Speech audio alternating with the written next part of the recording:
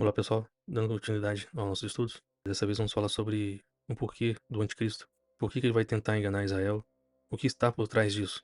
Então gostaria de começar pelo princípio de Babel, né? E relembrando que está escrito em 2 Tessalonicenses 2,4. O apóstolo Paulo fala assim: o qual se opõe e se levanta contra tudo o que se chama Deus, ou é objeto de culto, a ponto de assentar-se no santuário de Deus, ostentando-se como se fosse o próprio Deus. E eu imagino que, tanto por essa passagem quanto pela história, o conceito de anticristo foi alterado, de forma que, no início, esse anticristo não era simplesmente contrário a Cristo, mas uma forma de tentar substituir a Cristo, se passar por ele.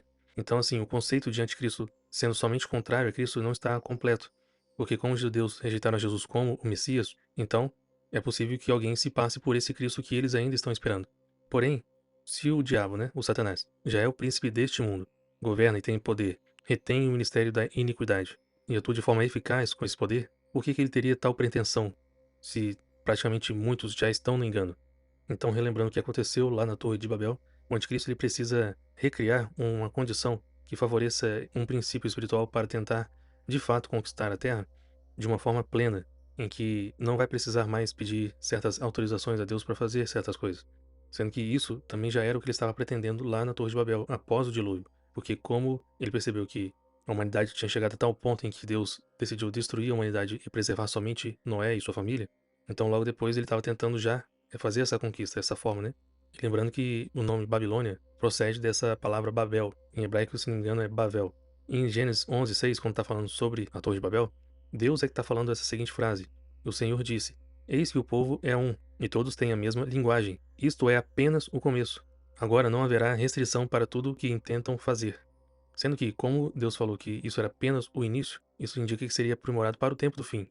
Em Apocalipse 17:17, também já está revelado que Deus irá permitir que o diabo faça o que tem incutido no coração. E está assim, porque em seu coração incutiu Deus, é Deus que está incutindo no coração dele, que realizem o seu pensamento, e executem a uma e deem à besta o reino que possuem, até que se cumpram as palavras de Deus. Então haverá um momento, de um período de 1 hora, espiritual, né, em que o diabo vai poder fazer o que ele realmente pensa, o que ele realmente quer, sem essa autorização de Deus, de forma prévia, do seguinte modo: se eu quero fazer tal coisa, então vou pedir permissão a Deus para fazer tal coisa. Porém, como ele vai ter essa liberdade por esse período de 1 hora, então ele não vai precisar especificar o que ele vai querer fazer. Mas Deus já sabe, e Deus mesmo já incutiu em seu coração que ele realiza esses pensamentos. E por que disso? O dragão, né, a serpente, ou seja, Satanás, precisa que não exista mais nenhum justo sobre a terra, nenhum tipo de Noé, porque ele já viu durante a história que Deus sempre mantém um remanescente, né? Por isso, em 1 hora, Deus vai permitir que ele faça um grande genocídio. Entretanto, a retribuição de Deus será medida por medida, ou seja, a mesma paga. Por esse motivo, a grande Babilônia, ela cairá também em 1 hora, pelo mesmo período de tempo. E se nesse momento as duas testemunhas já estiverem morrido, ressuscitado e subido aos céus, permanecendo aqui somente os 144 mil selados, obviamente da parte de Deus, e agora esses selados estão prestes a morrer subitamente, o que Deus poderia fazer para manter um remanescente? Porque a intenção de Satanás é exterminar a todos. Então o que Deus poderia fazer? Ao soar da última trombeta, haverá a ressurreição para a vida. Essa vai ser a resposta de Deus, né? E falando sobre a ressurreição também no livro de Apocalipse, existe o cântico de Moisés. E em Êxodo 15, versículo 1, está escrito assim: Então entoou Moisés e os filhos de Israel este cântico ao Senhor e disseram: Cantarei ao Senhor, porque triunfou gloriosamente, lançou no mar o cavalo e o seu cavaleiro.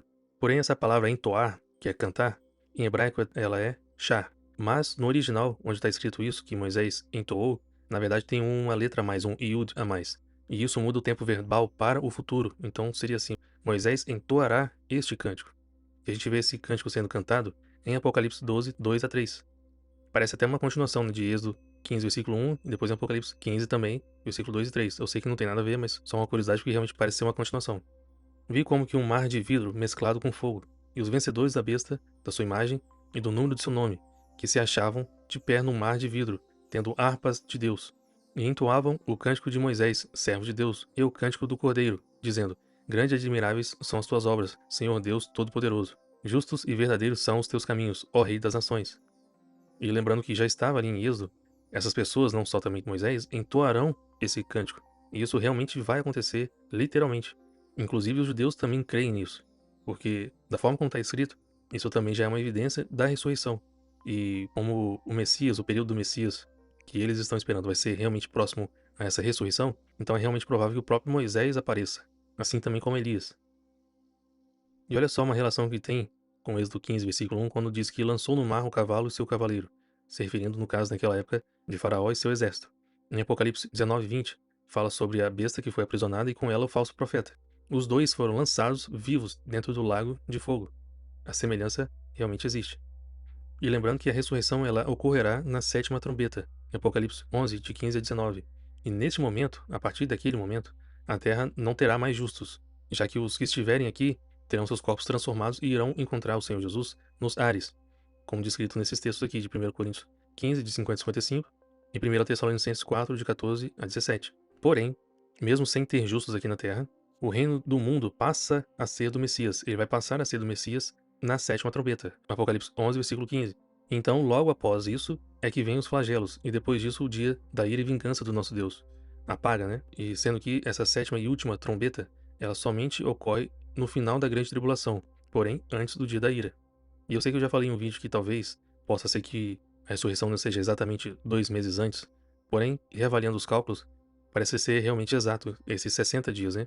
Porque, como o período da grande tribulação são 42 meses, e a gente viu aquela analogia com as medidas e o denário de Apocalipse 6:6, sendo que se fosse transformado essas medidas para asses e não denário, seria 40. Porque fala assim, uma medida de trigo, depois fala 3 medidas de cevada. Então, essas 4 medidas, se fosse em asses, seria 40. Então, 42 menos 2 vai dar 2 meses. E 2 meses vezes 30, 60 dias. Então, 60 dias antes do dia da ira, que vai ocorrer essa ressurreição, através da sétima trombeta.